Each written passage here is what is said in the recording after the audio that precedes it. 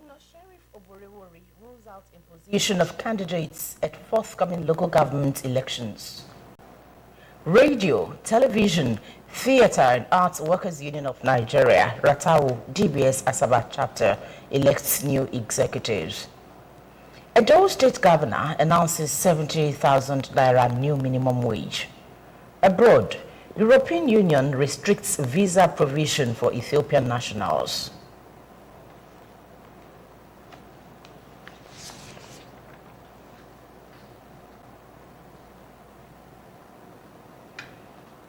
Good evening. Thank you for joining us on Delta Television News tonight. My name is Onome Yaruwe. Governor Sheriff Oborewori has ruled out imposition of candidates in the forthcoming local government elections in the state. Governor Oborewori disclosed this at the People's Democratic Party, PDP Central Delta Central Stakeholders Meeting held at Osubi in his country home. Ejime Ujweme has details.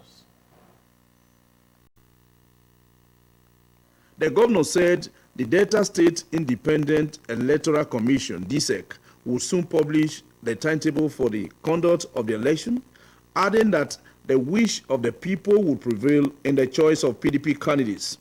He said candidates generally accepted by all stakeholders will fly the party's flag in the grassroots election and thank the party leaders for the support and the vote of confidence from him and his administration. Governor Oborewori promised to remain focused on his developmental agenda for the state. Very soon, local government election, local government election. Chairman said it is DSEC that is in charge. Once they meet with the party, they come up with the timetable for the election. Please don't go and fight. Because those people that you say they are your own, during the election, they didn't listen to you. But when you have somebody that everybody have agreed, this person is the one that they want from the local government, a popular candidate that will have a voice, that will have a say, that will have control, that the whole law will listen to. It will make all our elections easy. But when you go and impose somebody on the people, that's what you have a problem. The high point of the meeting was the passing of a vote of confidence on Governor Oborewori for what the party described as his good performance in office so far. The vote of confidence was moved by a former Secretary to State Government, Honorable Festus Agas, and seconded by a former member of the State House of Assembly, Honorable Emmanuel Igomena. In the motion, Honorable Agas said Governor Oborewori had steered the ship of state faithfully through the execution of life-changing projects across the state's 3 senatorial districts. The state chairman of the PDP, Chief Kingsley Isiso, said it was the responsibility of the party's leaders from the district to continue to support the Governor Sheriff Oborewori administration. He said following the expiration of the tenure of the party's executive at the ward and local government levels, a critical committee had been set up to function for 3 months. He said the National Executive Committee of the party had concluded plans to elect substantive executives through congresses. In his remarks, the chairman of the PDP, Delta Central, Chief Patrick Fobi, said the meeting was called to deliberate on moving the party forward in the district and the entire state. Ejime Uduime reporting. Right Honorable Sheriff Oborewori has called on Nigerians to pray for the continued peace, unity, progress, and prosperity to reign in the state and the country in this trying period. Governor Oborewori made a call at the 21st priestly ordination anniversary and book presentation of Reverend Father Christopher Ikabo at the Christ the King Catholic Church, Obiaruku, Okwani local government area. Ejime Ujweme completes the report.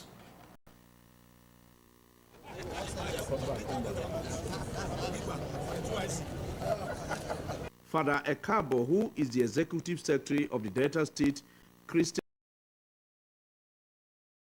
a Catholic priest in September 8, in his goodwill message at the Thanksgiving, Governor Oborewori called on all to be vigilant and report any act that could lead to a breach of the peace and security in the state, while congratulating Reverend Father Ekabo on his 25th priestly silver jubilee anniversary. The governor urged him to continue to enjoy the help of God by continuing in imparting lives and recording exploits. He prayed God to multiply his grace on the author and the spirit for greater height in soul winning and propagation of the gospel. God will multiply his grace and anointing upon your life and make you a greater blessing to God's people under your care, the body of Christ and humanity in general. The governor had earlier unveiled the book written by Father Ekabo titled A Presidential Option for the Nigerian Marginalized, a Theological Approach. In his homily, Reverend Father Raphael Ogigba enjoined Christians to live lives of obedience to God as exemplified by Jesus Christ, adding that God wanted all men to be fruitful in all endeavors.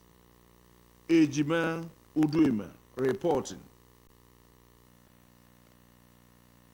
Sheriff Oborewori will tomorrow swear in and inaugurate newly appointed special advisors and other political appointees. A statement by the governor's chief press secretary, Sir Festus Ahon, listed the special advisors to include Mr. Austin Ayemidejo, Mr. Sonny Jero, and Mr. Emmanuel Osazoa. Also billed for inauguration as Eddie Ogidigbebaje as chairman, Delta State Bureau for Pensions, Mr. Ifanye Egoyenga as Chief Job and Wealth Creation Officer, and Mr. Jude Emurotu as a member of the Delta State Independent Electoral Commission, JSEC. Others are Honorable Victor Oko as Chairman of the Board of Rural Water Supply and Sanitation Agency, while Mrs. Kemisefa Ebikefe, Chief Paul Ibeyon, Mr. Mike Ogeleka, Mr.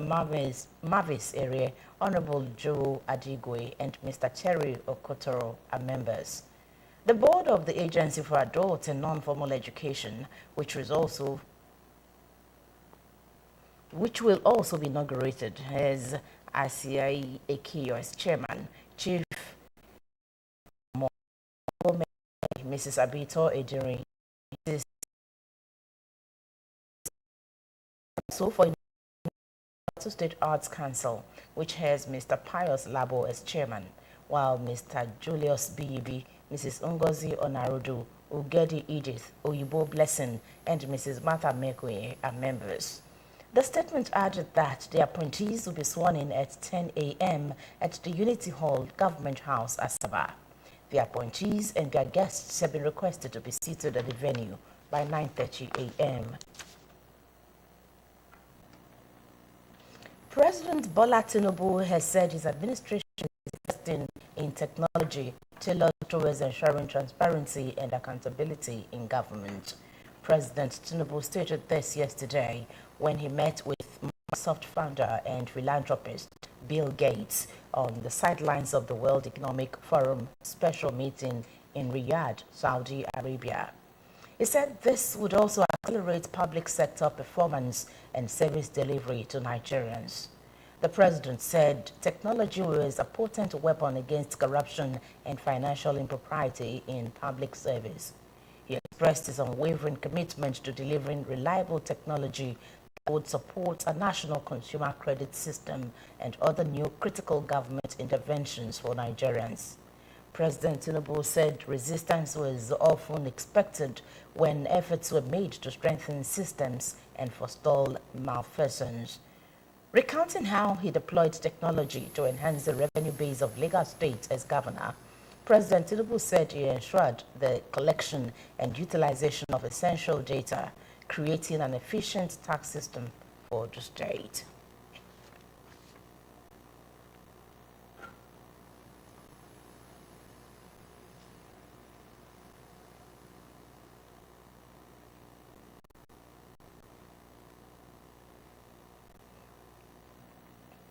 The Minister of Works, Senator David Umahi, has said President Bola Tinubu has given the green light to commence the design of the 1,000-kilometer Sokoto-Badagry Coastal Highway. He disclosed this after inspecting the end of Section 1, Phase 1 of the Lagos-Calabar Coastal Highway and its realignment in Lagos. He said the coastal road would connect the southwest, south-south, northeast, northwest, and north-central of the country. The Minister of Budget and Economic Planning, Senator Atiku Bagudu, has stressed the need to capture the yearnings and aspirations of senior citizens in the National Development Plan. Senator Bagudu said this at a one-day capacity enhancement workshop for state commissioners and directors of social welfare on the domestication of National Senior Citizens Center, NSCC, Act and the National Action Plan on Aging in Abuja. The workshop was organized by the NSCC in collaboration with the United Nations Fund for Population Activities, UNFPA. The minister assured stakeholders of his determination to work with the NSCC to come up with accurate and acceptable documents that would provide a guide to proper capturing of senior citizens. He told the participants that the renewed hope agenda of President Bola Tinubu's administration had passion for the welfare and well-being of senior citizens in the country. The permanent secretary in the Federal Ministry of Humanitarian Affairs and Poverty Alleviation, Mr. Abel Enito, said Nigeria was projected to accommodate 30 million older persons by 2050. The permanent secretary, who is represented by the Director of Special Duties in the ministry, Agnes Aneke, expressed the need to plan properly to arrest the situation.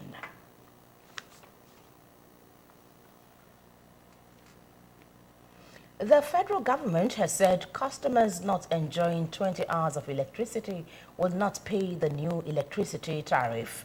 The Minister of Power, Dr. Adebayo Adelabu, stated this when he appeared before the Senate Committee on Power for a one-day investigative hearing on the need to halt the new electricity tariff.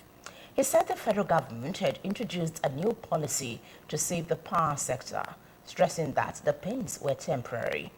The clarification comes as electricity consumers grappled with the recent increase in tariff by the Nigerian Electricity Regulatory Commission, NERC. The minister also stated that the federal government would pay 2.9 trillion naira to subsidize electricity this year if the tariff was not reviewed. Dr. Adelabu said the government introduced the new policy to rescue the power sector.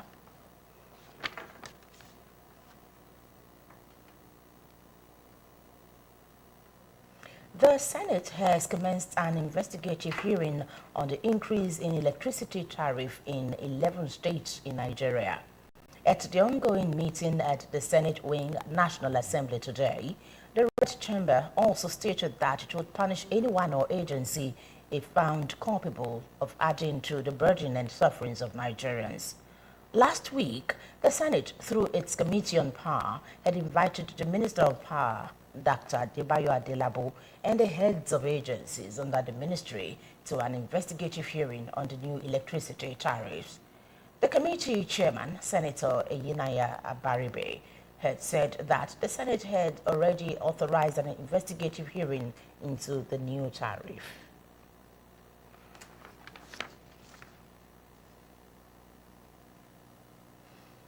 Edo State Governor, Mr. Godwin Obaseki, has increased the minimum wage of workers in the state civil service to 70,000 naira beginning from May 1, 2024.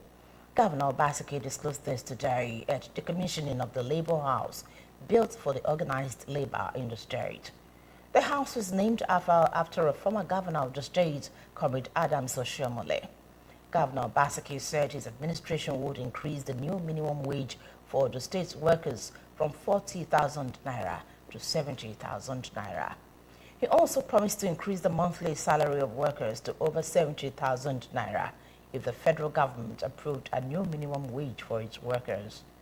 Governor Obaseki said the details of the new minimum wage would be made known to the public during the celebration of this year's Workers' Day on Wednesday, May 1.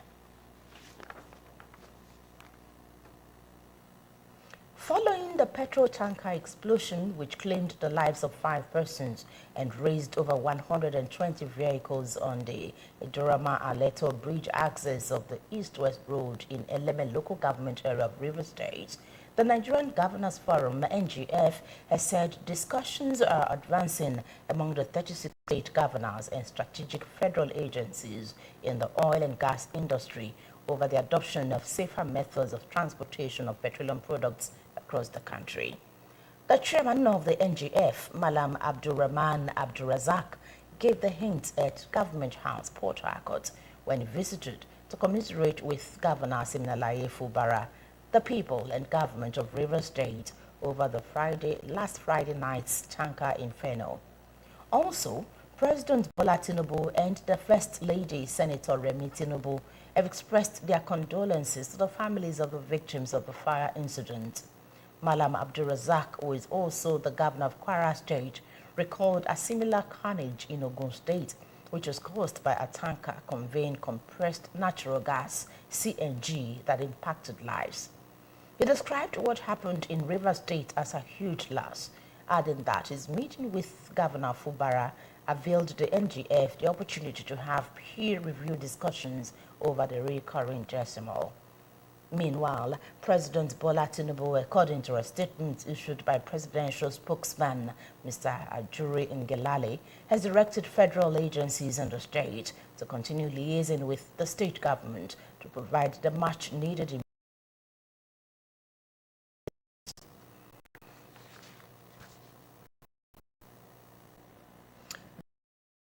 Independent Electoral Commission, DSEC, has invited chairmen and secretaries of registered political parties, heads of security agencies, as well as critical stakeholders in the state to a stakeholders meeting. A statement by the chairman of DSEC, Sir Jerry Agbaike, has also enjoined journalists in the state to attend the meeting slated for tomorrow, beginning from 11 a.m. The statement says the meeting will hold at the Data Care Hall, Association of Senior Civil Servants Secretariat, Mariam Babangida Way, opposite Suburb Office of Okpanam Road, Asaba.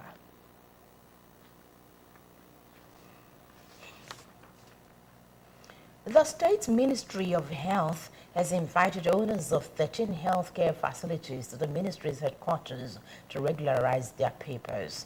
A statement by the Commissioner for Health, Dr. Joseph Onojaime, reiterated that it is against the law for any facility to operate in any part of the state if it has not been registered with the State Ministry of Health.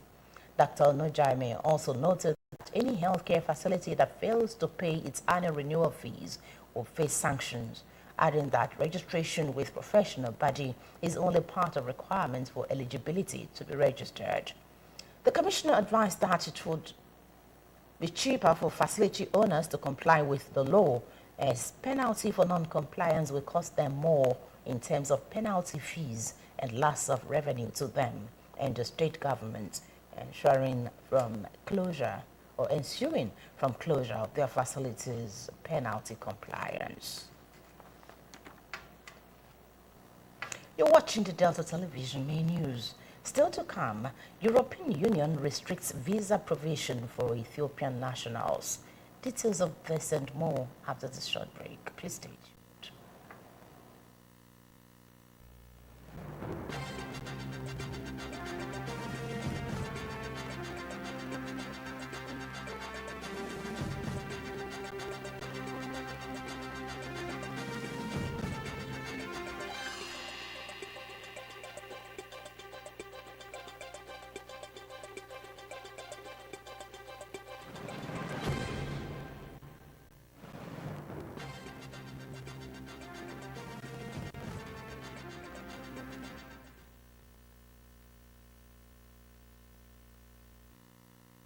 Glad to have you back. The global scene is next as we join our World News Desk. U.S. Secretary of State Antony Blinken urged Hamas today to swiftly accept Israel's latest and extraordinarily generous proposal for a Gaza truce to secure a release of hostages amid a diplomatic drive to end the war between Israel and Hamas. Hamas negotiations mediators met Qatari and Egyptian mediators in Cairo today to deliver a response to the phased truce proposal Israel presented at the weekend, ahead of a threatened Israeli assault on the southern border city of Rafah. A source briefed on the talks said Israel's proposal entailed a deal to accept the release of fewer than 40 of the roughly 130 hostages believed to still be held in the exchange for freeing Palestinians jailed in Israel. A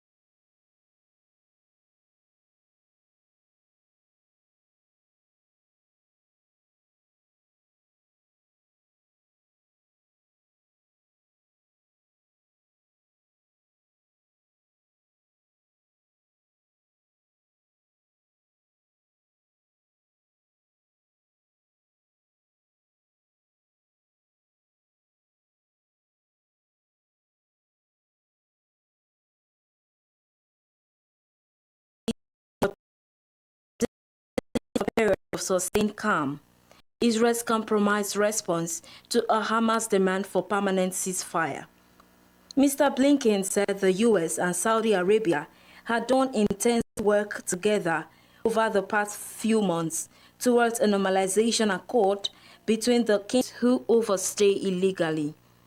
In a statement released today, the European Union Council said it would no longer issue multiple entry visas to Ethiopians. It added that it would also stop waiving the visa fee for Ethiopian holders of diplomatic and service passports. The EU said the visa processing would extend from 15 days to 45 days. The move came after the EU concluded that cooperation of Ethiopia in the field of readmission of its nationals illegally staying in the European Union was insufficient. The European Union has said the restrictions are temporary, but did not mention a specific end date, adding that it has been facing record levels of migrants from across the world and have taken action to tighten border security. People in Togo have headed to the polls today to vote in delayed parliamentary and regional elections amid tensions over a new constitution extending the president's term. Opposition parties argued that the reform passed by to keep President Faure Gnassingbé, already in his fourth term, in power. The change allowed him to remain president until 2031, after which he could be appointed to the new position of President of the Council of Ministers, in effect Prime Minister, continuing his family's 57-year rule. The polls were initially set for 20th of April, but were postponed by Mr. Gnassingbé to allow for consultations. Some critics have voiced skepticism about the credibility of the election after the authorities temporarily stopped election accreditation for foreign press. The Conference of Catholic Bishops, which criticized the reform, was also blocked from deploying election observers. About 4 million voters will choose 113 lawmakers and 179 regional deputies, who along with municipal councillors will install a new created Senate. Opposition parties boycotted Togo's last election and are poorly represented in parliament, which led to the disputed reform passing almost unanimously. This time, they have urged their supporters to turn out for the vote in high numbers. Supporters of President Gnassingbé, however, argued that his continued rule will boost development. And back home, Deltans have been advised to always use dialogue in resolving issues. The Special Advisor to the Governor on Peace Building and Conflict Resolution, Chief Edwin Uzo, gave the advice while speaking on a flagship program, the fourth agenda on Voice of Delta FM in Asaba. Chief Uzo noted that for peace and security mantra of the present administration to thrive, everyone must embrace peace, noting that acts that could cause chaos and anarchy should be avoided at all times. He urged communities to approach the Peace Committee designed by the state government to nip crisis in the bud to amicably resolve disagreements between them and their neighbors.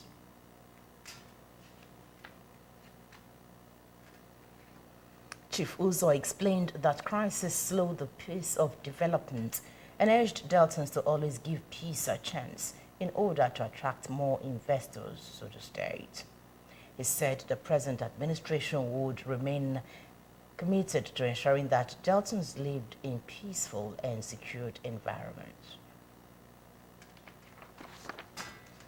The daughter of the chairman of the Delta State Oil Producing Areas Development Commission, the SOPADEC, former Miss Anita Anani, recently tied the knot with Major Bulus Suna in a grand wedding ceremony that took place at the St. Peter's Anglican Church, Jesse, Ethiop West local government area. The report.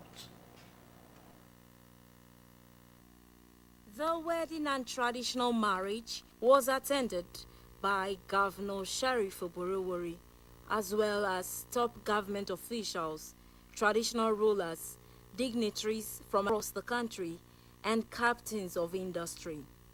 The ceremony was officiated by Reverend John Arakpo, delivered the sermon titled "With God and One Another in All You Do."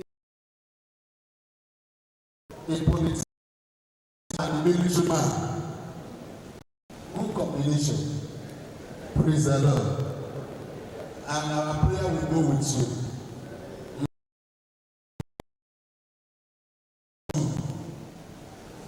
Walk with God and with one another in all you do. If you do that, you will certainly not fail. You will succeed. You will flourish. In his remarks, Governor Oborowori encouraged the couple to adhere to the officiating priest's teachings.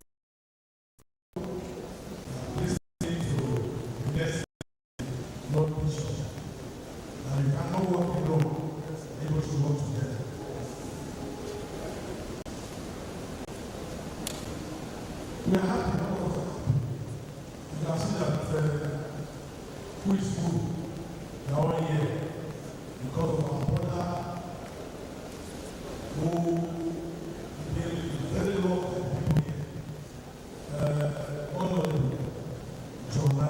The ceremony also had in attendance the immediate past governor of the state, Senator Ifeanyi Okowa, the Speaker of the State House of Assembly, Honorable Emomoti Miguwa, the State Chairman of the People's Democratic Party, PDP, Dr. Kingsley Esiso, Senator Emmanuel Agarawodo, former Member House of Representatives, Honorable Halims Agoda, Honorable James Agoye, members of the State Executive Council, among other dignitaries.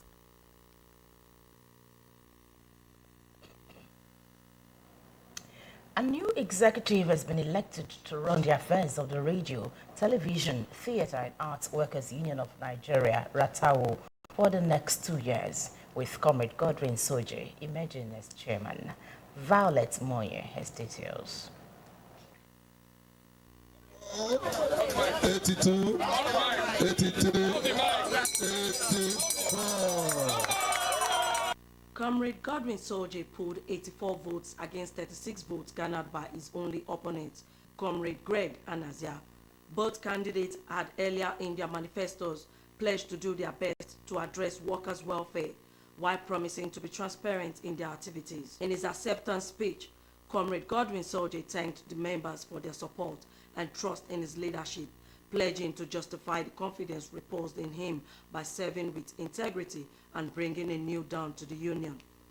Let us forget about the days that we say, this one are from my town, this one are my brother, this one are my person. No, we are one in DBS. Other members of the executive are Ife Odiatu, Vice Chairman, Pauline Okole, Public Relations Officer, Oke Odibo, Secretary, and Jacob Onakboma, Treasurer.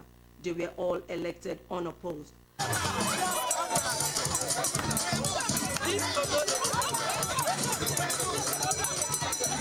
The chairman of the Delta State Council of Ratau, Comrade Charles Enigide, who presided over the election, along with other states' ESCO officials, advised the new DBS Ratau executive to carry all members along and be transparent in their dealings. Also speaking, the deputy of Ratau charged the executive to run an all-inclusive administration by extending hands of fellowship to all parties. In the same vein, a senior special assistant to the governor, Mr. Samuel Fejoko, tasked the executive to bring back the spirit of oneness, passion for the job, and dedication to duty to keep the flag flying and the spirit alive.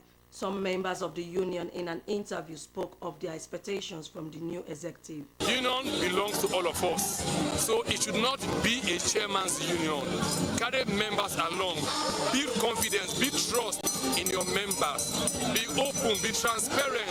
We're going to see a new Ratau that is going to take care of most of our needs. Most important thing is for the new executive to work as a team, which is very key.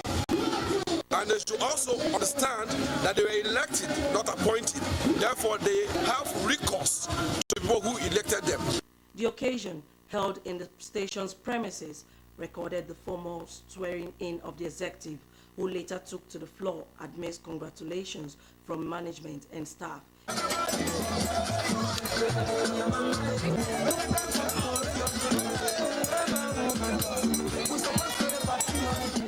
Violet Moye reporting. Prince Harry and Meghan Markle will tour Nigeria next month, following an invitation by the country's Chief of Defense Staff. The Duke and Duchess of Sussex have a strong relationship with Nigeria. Last year, Nigeria debuted at Prince Harry's Invictus Games, winning gold and bronze medals and becoming the first African country to participate in the event. The Prince launched the Invictus Games, a sport event for military personnel wounded in action in 2014. When Nigeria participated in the event in Düsseldorf, Germany last year, Nigeria's Defense Minister Mohammed Abubakar expressed interest in hosting the Games. The exact date for Prince Harry and Meghan visits is yet to be announced, but they will engage in various activities during the trip, including meeting military members and experiencing local cultural activities. And now to sports. Chelsea defender Thiago Silva has confirmed he is departing the Premier League club at the end of this season. The 39-year-old arrived as a free agent. The thought for the day. The best preparation for tomorrow is doing your best today.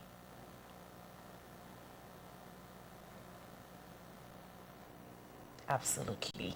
And now to end Delta Television main news, here are the highlights.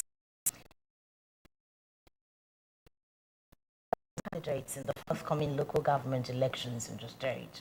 Governor Borewori discussed this at the People's Democratic Party PDP Delta Central Stakeholders Meeting held at his country home in Osodi.